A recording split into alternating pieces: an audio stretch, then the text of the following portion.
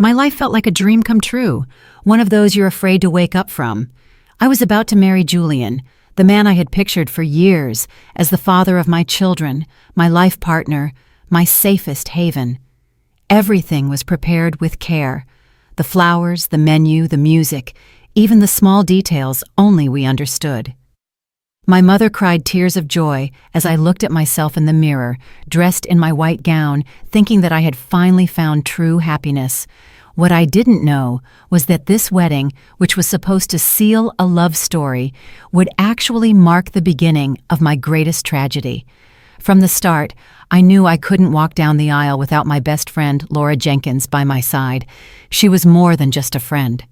She was my soul sister, my confidant, the only person who knew every corner of my heart. That's why I chose her as my maid of honor, without a second thought. No one questioned my decision. Everyone knew how deep our connection was. She smiled with a genuine-looking tenderness as she helped me with my veil and made sure everything was perfect.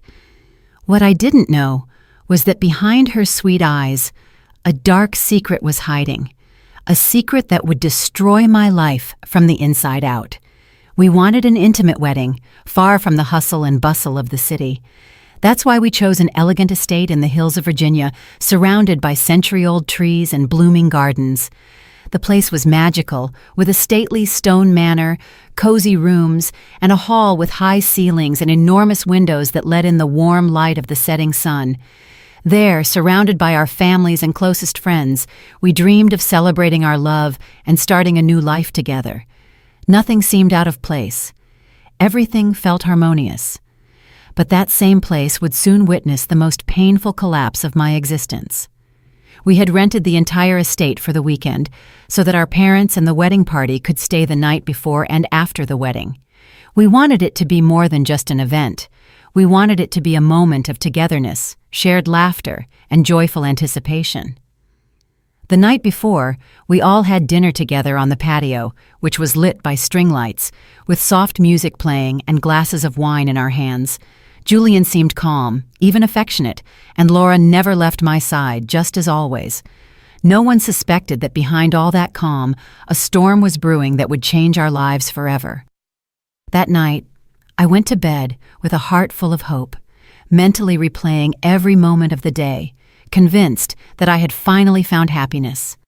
I fell asleep late, feeling nervous but happy, picturing the moment I would walk toward Julian in my white dress. The next morning, the first rays of sun came through the window, and I woke up with an energy I hadn't felt since I was a little girl. Laura was the first one to enter my room, bringing me breakfast with a smile that I now remember as a mask. I felt grateful, excited, and secure. I couldn't have known that nothing was real anymore. When it was time, my father took my arm, and we walked toward the garden where everyone was waiting for us. The soft sound of string instruments, the white petals on the ground, the tearful eyes of our loved ones. Everything looked like it was from a storybook. Julian was waiting for me at the end of the aisle with glistening eyes and the smile that had made me fall in love with him so many times. I walked toward him, holding back tears, convinced that I was taking the most important and beautiful step of my life. No one could have seen that my "I do" would actually be the beginning of my greatest heartbreak. When the officiant asked if we accepted to join our lives, I didn't hesitate for a second. My voice was shaky but firm as I said, "I do," my eyes full of love as I looked at Julian. He also said, "I do," with a smile, though for a moment I thought his expression dimmed right after he said it. I just figured it was nerves, that we all feel that little bit of anxiety when we take such a big step. We kissed to the sound of applause, surrounded by white flowers and tears of emotion. In that instant, I believed it was all worth it, that our love was real. The celebration was exactly as we had imagined, intimate, elegant, and full of joy. We ate under a starry sky with soft music playing in the background and candles lit at every table. There were moments of laughter, anecdotes, and hugs that seemed sincere, as if we were all a part of something eternal. Julian talked to our guests and laughed, but there was something distant in the way he looked at me. I didn't want to think too much of it. I thought he was just tired from all the planning and decided to enjoy every second. My father stood up, emotional, to toast our union, speaking of how proud he was of me and how he had watched our love grow. Everyone applauded, and Julian raised his glass with a smile that didn't reach his eyes, as if he were forcing the emotion. I looked at him, trying to find that usual spark, but all I found was a strange silence in his gaze. I thought that maybe I was just being too sensitive, that I shouldn't look for problems where there weren't any. But deep down, something inside of me was starting to crack, even though I didn't know it yet. After the party, we went up to the bridal suite together, a warm and elegant space we had decorated with flowers and candles to make it unforgettable. My heart was pounding, a mix of excitement and nerves, as I thought about how special this night, our first as husband and wife, would be. I closed the door softly, wanting to prolong the intimate moment, believing we were about to seal our story with love. Julian placed his watch on the nightstand, took off his shoes without looking at me, and sighed heavily. I went to hug him, and that's when I heard it. "I'm tired," he said, not looking at me, his tone dry and flat, as if I wasn't even there. I stood frozen, trying to figure out if it was a joke, if something had happened that I didn't see, but his face was serious, distant, and completely devoid of emotion or desire. He turned his back to me, unbuttoned his shirt, and went straight to the twin bed that was in a corner of the room. He didn't say goodnight or turn around. He just turned off the light, leaving the room in a silence that hurt more than any yell. I sat on the edge of the marriage bed, not knowing what to do with my body or my thoughts, feeling invisible on the most important night of my life. I waited for what felt like endless minutes for a gesture, a word, an explanation, but all I got was the sound of his quiet breathing from the other side of the room. I slowly lay down on the bed, unable to hold back the tears, trying to not make a sound so I wouldn't seem pathetic. The room smelled of fresh flowers, but inside my chest, everything was withering. And that's how I spent my first night as a wife, alone, confused, and with a broken soul. I don't know how long I stayed awake, staring at the ceiling, wishing it was all a nightmare, that Julian would come over and hug me by surprise. But the hours passed, the silence was absolute, and his body remained still in the twin bed, as far from me as if we were two strangers. At some point, exhaustion won out, and I closed my eyes. But I couldn't have been asleep for more than 30 minutes, when a muffled sound woke me up with a jolt. I sat up, my heart racing, confused, trying to figure out where it was coming from. I turned my head, and Julian's bed was empty. I slowly got up, my bare feet on the cold floor, feeling a knot in my stomach that I couldn't explain. I walked to the door, opened it carefully, and heard the sound again. It was a short, stifled groan, as if someone was trying not to make noise. The hallway was dark, only lit by the faint light coming from a room at the end. I stood there for a few seconds, trying to convince myself that maybe it was a movie, a voice on the TV, anything logical, but something inside me already knew that I was about to hear what I should never have heard. I forced myself to move, still without making a sound. And that's when I remembered that the room belonged to my mother-in-law, Julian's mother. She had said at the end of the dinner that she was feeling sick and had to go into town to get some medicine. She hadn't been back since, and no one seemed to have worried about her absence. My mind began to piece together the impossible, but my heart refused to believe it. What was Julian doing in there in the middle of the night, in his mother's room, which was supposed to be empty? I took one more step. The groans continued. I moved down the hallway with a pounding heart and a cold sweat running down my back, trying to silence every step so I wouldn't alert whoever was inside. It wasn't just the noise that was bothering me anymore, but the fact that Julian wasn't in our room on our wedding night. And at that very moment, in that part of the house, something inside me started connecting loose pieces. Details I had ignored. Looks that hadn't seemed important before. I didn't want to think about it. I didn't want to imagine it. But my feet already knew where they were going, and my soul had a premonition. It was about to shatter. I stopped right in front of the door that belonged to my mother-in-law, the same one that was supposed to be empty that night, and I felt my hands shaking uncontrollably. From inside, the groans continued, lower now, as if someone was holding their breath, as if they knew someone was listening. I swallowed hard and put my ear to the wood, holding my breath for a moment so I could hear more clearly. A soft creak of the bed, a muffled sigh, and then a woman's voice. I closed my eyes tightly, wishing I was wrong, but I recognized it instantly. It was Laura. There was no doubt. Her voice was unmistakable. Broken whispers, a mix of pleasure and urgency, blended with little laughs that I had heard so many times in confidence. I felt a sharp blow to my chest, as if someone had knocked me to the ground without warning. I leaned against the wall, dazed, not knowing whether to scream, run, or pass out right there. Everything we had shared, all our secrets, the long teenage talks, the promises of loyalty, all came crashing down with that sound, and the worst was yet to come.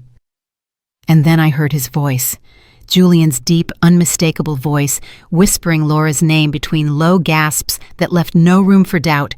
I felt the ground disappear from under my feet, the air grow thick, and I was losing my breath. It was the voice of my husband, the man who just hours ago had promised me eternal love in front of everyone. And now he was there in the middle of the night, sharing the bed he had refused to share with me, with my best friend. The tears came without me being able to stop them, but I didn't make a single sound. I rested my forehead against the wall, shaking, feeling smaller than I ever had in my life. I found it hard to understand how this could be happening on my wedding night, in the house where I believed everything was starting.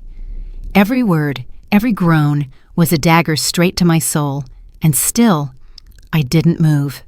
I decided to stay there, planted in front of the door, without making a sound, waiting for them to come out so I could face them.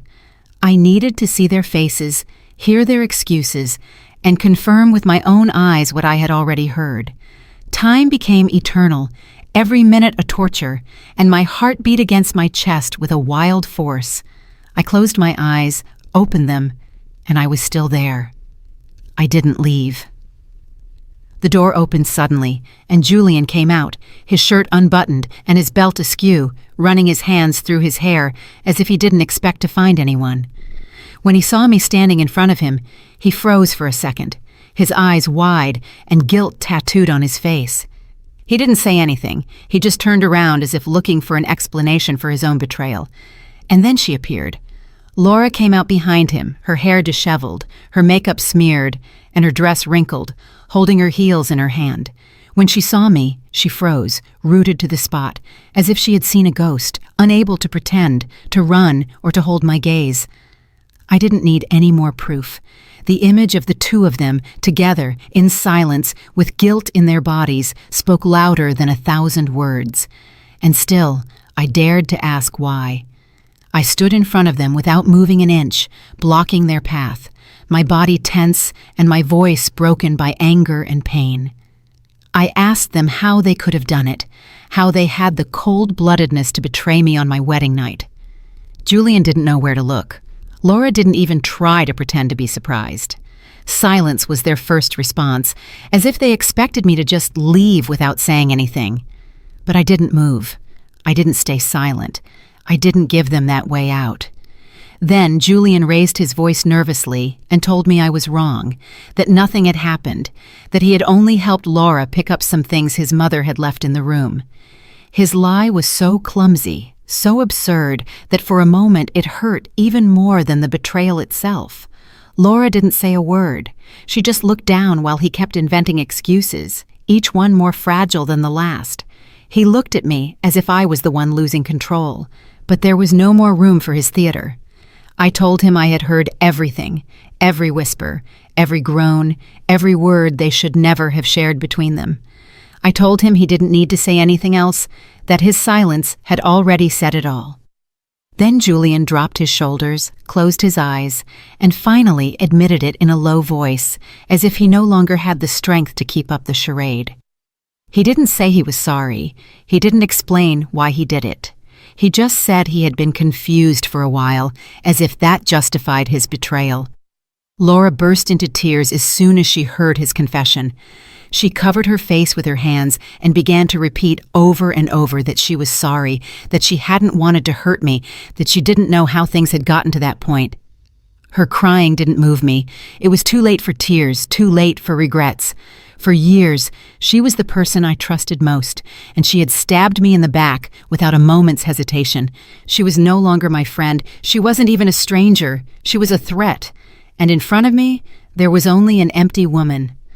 I felt something inside me break into a million pieces, something that had no shape or name, but that held everything I was. My legs were shaking, my chest was burning, and I could barely breathe, as if the air was betraying me just like they had. I didn't cry anymore. There were no tears left, only a mute, dry rage that consumed me from within. My wedding had turned into a nightmare, and I was no longer the same person. I didn't say anything else. I went to the room, gathered my things without looking at anyone, and went down the stairs, my gown still on, my face burning, and my soul in pieces. No one followed me. I walked across the garden barefoot, ignoring the cold of the early morning and the fog that was beginning to cover the ground. I just wanted to get away, to disappear, to breathe air that didn't smell like a lie. And so I left without a goodbye, without an explanation, with a broken heart and my dignity intact. I walked for hours with no destination, down empty roads, my dress dragging in the dirt, and my makeup a sad shadow under my eyes. No one passed by, no one asked, and in a way, I was grateful that the world kept turning without knowing about my tragedy. I sat on a bench next to a dry field, shivering from the cold, replaying what I had heard and seen over and over again. I didn't understand when everything had gone so wrong. It was my wedding night, and I was alone, broken, and lost. When the sky began to lighten, I retraced my steps, guided more by exhaustion than by a conscious decision. The estate was still quiet, sleeping under the faint light of dawn, as if nothing had happened. I entered through the back door without a sound, feeling like an intruder in a place that just hours before had been the scene of my happiness. I didn't know what I was going to do, but something inside me needed to find closure. I couldn't leave without telling the truth. The dining room was filled with soft voices, plates of fruit, coffee mugs, and the smiles of strangers, as if everything were continuing its natural course. My parents, my in-laws, the wedding party. Everyone was chatting without knowing a thing, oblivious to what had happened in the darkness. I stood watching from the doorway, feeling a cold anger grow inside me at all the normalcy. No one asked about me. No one seemed to have noticed my absence. I quietly wiped my face, walked in, and asked for their attention. With a firm voice, calmer than I felt inside, I asked everyone to gather in the main living room. I didn't want any drama or to beat around the bush. I had something to say, and I wasn't going to wait any longer. My father looked at me with a worried expression. My mother stood up immediately, and one by one everyone came in, confused and expectant. I didn't see Julian or Laura among them, and that in itself said everything. As everyone took their seats, my eyes scanned the room, looking for them, hoping deep down for one last cowardly appearance. But neither Julian nor Laura was there. They hadn't dared to show their faces, and their absence confirmed everything without the need for a single word more. My parents realized it right away and looked at me with unease, as if they already knew that what I was about to say wasn't going to be minor. And then, without shaking, I spoke. I thanked them for being with me on what should have been the happiest day of my life, and then, without hesitation, I told them the truth. I said I had discovered Julian and Laura together in his mother's room on my wedding night, betraying me without shame or regret. I heard murmurs, saw furrowed brows and tense faces, and felt their disbelief. But my voice didn't break because for the first time in hours, I felt like I was regaining control. Silence took over the room like a wave that sweeps away everything in its path, and no one knew how to react at first. My mother covered her mouth. My in-laws looked down as if they couldn't bear the weight of the shame. Some people stood up. Others looked at me as if they couldn't believe it. No one said it wasn't true. No one tried to defend them because, deep down, everyone knew that I was not capable of lying about something like this. With a clear voice, I announced that I intended to annul the marriage, that I wanted nothing to do with Julian or Laura ever again, and that I hoped no one would try to convince me otherwise. I didn't want pity or sympathy, just respect for my decision. My father stood up and wrapped me in a silent, firm hug, as if telling me he was proud of me. No one applauded. No one protested. They let me go. As I left the room, I heard my mother-in-law quietly sobbing and her husband trying to comfort her without success. My own parents had reddened eyes, not from sadness, but from helplessness, from the anger of not having been able to protect me. I felt like I was leaving behind not just a wedding, but an entire version of myself that no longer existed. Disappointment hung in the air like a bitter perfume that everyone was breathing in. And in the middle of all that, I left without looking back.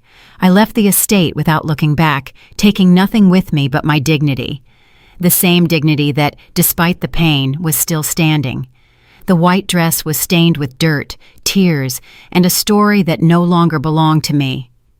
I walked toward the road with my head held high, like someone who survives a storm without losing themselves.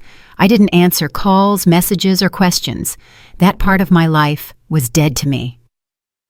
When I got home, with my soul still raw, I contacted a lawyer and filed for divorce without delay. I didn't want days of reflection, family advice, or second chances. I wanted to close that chapter with the same firmness with which I had lived it. I handed over the documents and refused to see Julian again, not to talk or to sign. I was not the same woman who had said, "I do," at that altar. Weeks later, I was told that Julian had moved in with Laura as if their betrayal had been part of a romantic plan. They walked around together as if nothing had happened, as if the harm they had done to me didn't exist. He thought he had found true love, the kind that justifies the unjustifiable, but life sooner or later gives back what you sow, and theirs didn't take long to rot. A few months later, rumors began to circulate about their constant arguments, yells that the neighbors could hear through the walls. Laura no longer smiled with the same confidence as before, and Julian spent hours outside the house avoiding her. What had started as a forbidden passion turned into routine, distrust, and blame. She had destroyed a friendship for a man who didn't know how to love anyone, and he was getting bored again. One day, out of the blue, Julian disappeared from the apartment he shared with Laura, leaving her with only a note and a lie. He had cheated on her with another woman, a younger one, a woman who didn't know their history. He had repeated his pattern because it was never love. It was only ego and a whim. Laura was left alone, devastated, without a partner, without friends, and without credibility. And she finally understood what she had done to me. Laura, without Julian and without anyone's support, slowly lost the little she had left. Her old friends turned their backs on her. My family never spoke to her again, and her world crumbled like a sandcastle. She tried to find support, but she no longer had anyone to call. No one forgets a betrayal like that. And she finally felt what it means to be completely alone.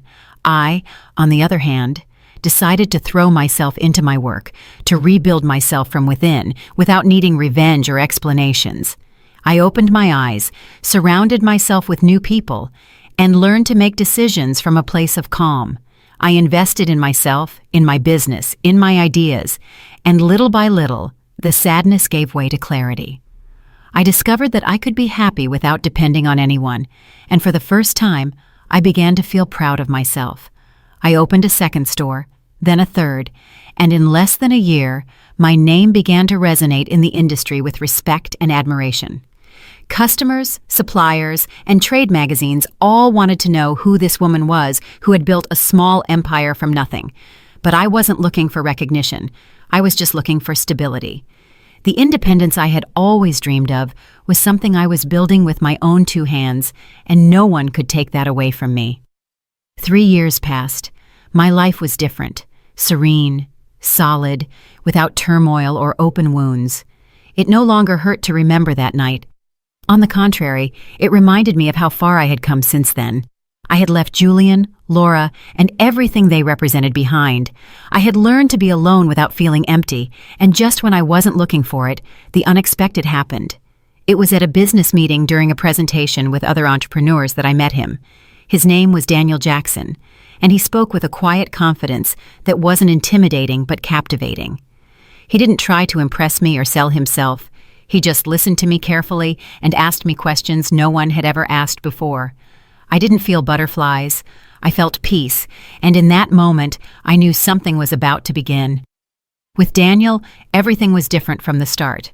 No urgency, no empty promises, just sincere conversations, mutual respect, and silences that weren't awkward. He didn't pressure me or try to fill any void. He accompanied me naturally, letting me set the pace. Slowly, I began to look forward to his messages, to hear his voice, to miss the way he looked at me. It wasn't a crazy passion, it was something deeper. It was a peace I had never felt with anyone before. At first, I didn't even trust my own happiness, as if I was just waiting for something to go wrong at any moment.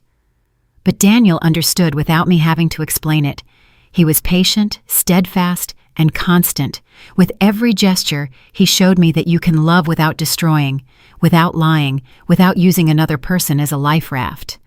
I learned to trust again, not because he asked me to, but because the way he was with me allowed me to. And with that, I finally healed the wound Julian had left. When we officially started dating, everything flowed naturally, with no need to hide or justify myself. The people around me noticed the change. I was no longer the woman who survived. I was the woman who lived. With Daniel, I shared trips, projects, and simple moments that became unforgettable. He didn't promise me a future. He offered me a solid present, and after everything I had been through, that meant so much more. I don't know how, but Julian found out I was with someone and soon sent me a message full of what was supposed to be nostalgia. He said he was happy to know I was doing well, that he sometimes thought about what we lost, and that he wished me the best. But between the lines, you could sense the bitterness of someone who can't stand to see the person they thought they destroyed be happy. I didn't respond. I owed nothing to the man who took everything from me and still couldn't break me. One afternoon, without warning, Julian showed up at the door of my store, looking thinner, his eyes dull, his clothes looking as if life was a heavy weight on his shoulders. He asked for just 5 minutes. He said he needed closure, that he hadn't stopped thinking about me. I looked at him calmly, with no anger, no sadness. It no longer hurt. He no longer mattered. I asked him to talk quickly, that I didn't have time to look back, and he started saying he had made a mistake, that he had been a coward, that he had lost me because he didn't know how to appreciate me. I listened without interrupting, with no emotion on my face, like someone listening to rain fall from behind a closed window. When he finished, I looked at him firmly and told him he no longer had any power over me, that we no longer existed, that he shouldn't think he could get back what he himself had destroyed. I made it clear that I didn't want to see him again, that there was no room for him in my present or my future. There were no insults or yelling, just a firm, cold, final refusal. Julian tried to smile, as if he still believed he could make me waver. But he wasn't the man who once made me tremble. Now he just seemed small, foreign, and irrelevant. I asked him to leave, and this time, I was the one who closed the door. Before he left, his eyes filled with contained frustration, as if he couldn't stand to see that I was happy without him. He mumbled something about how fast I had moved on, as if he wanted to hurt me, but I didn't react. What would have broken me before just slid right off me now? He left without saying goodbye, his shoulders slumped, knowing he had lost me forever, because there was no going back. When silence returned, I sat at my desk and took a deep breath, as if I could finally live my own life without shadows. I didn't feel euphoria or triumph, just a sense of calm. The kind that comes when you know you have closed the toughest chapter without getting your hands dirty. I was no longer a victim, a survivor, or anyone's ex. I was me, whole, peaceful, at peace. Daniel came in a few minutes later. not knowing what had happened. But when he saw me, he hugged me without saying a word. He didn't need an explanation. He just offered his presence, his support, his unconditional love. I looked at him and knew that life, with all its wounds, had brought me to him for a reason. By his side, I didn't feel dizzy. I felt at home. And I finally understood what true love was. I realized that nothing in life is guaranteed, that even the most promised love can break without warning, and that loyalty doesn't always come from the people closest to you. But I also discovered that pain is not the end of anything, but the beginning of something we can't yet imagine. The ruins of what I once was gave me the perfect ground to rebuild myself, firmer, freer. I learned that anyone who survives such a deep betrayal not only recovers, but is reborn. And I had been reborn. Today, I look back without anger or resentment because the past no longer has a hold on me. I'm still with Daniel. My store continues to grow, and my life is peaceful, bright, and full. I no longer seek approval. I don't need to prove anything to anyone. I only need to be true to what I feel and who I am. This is not a story of revenge, but of dignity, because my happy ending didn't come from another person. It came from me. I never ran into Julian or Laura again, and I didn't need to. Not because I had forgiven them, but because they no longer occupied any space within me. Sometimes people ask me if I would trust someone again after what I went through, and I always answer the same thing.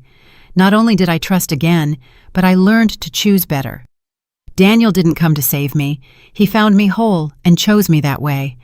I know my story isn't unique. There are many women who have been betrayed, humiliated, or abandoned just when they thought they had it all. But if I want to leave them with anything, it's this. Don't let yourself be broken by someone who doesn't know how to love. Don't stay where there's no respect. The strongest love is the one you have for yourself. Everything else, when it comes, should just be a compliment, never the center. Today, I'm writing this from the terrace of my home with a cup of tea while Daniel reads a book beside me and the sun begins to set. Peace doesn't sound like fireworks. It sounds like shared silence, mutual respect, and knowing that nothing is missing. If you ever thought true love wasn't for you, let me tell you something. It doesn't come when you expect it. It comes when you finally choose yourself. Sometimes, when I walk alone through the streets of my neighborhood, I stop in front of a storefront and see my reflection. I no longer look for anyone's approval in my eyes, or for the love I dreamed of as a child. I only look to recognize myself, and there I am, with scars, yes, but also with a strength that I used to confuse with weakness. I learned that pain breaks you, but it also builds you up again, more aware, more you.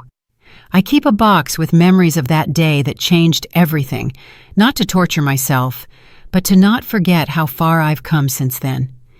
Every dry flower, every photograph, every detail of the dress is a testament to a version of me that died that night and gave way to the woman I am today.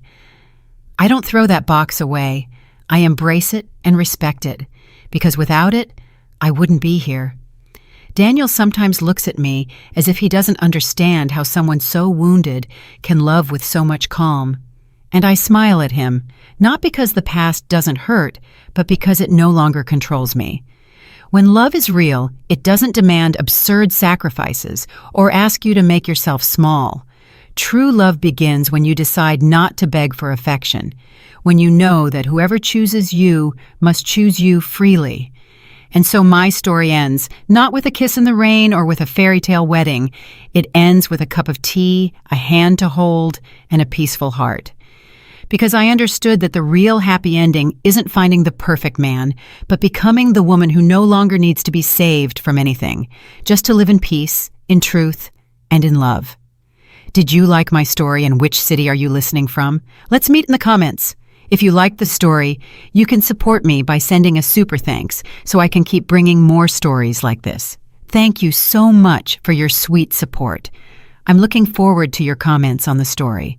On the screen, you can see 2 new life stories that I highly recommend. There's so much more on my channel. Don't forget to subscribe. See you in the next life story with love and respect.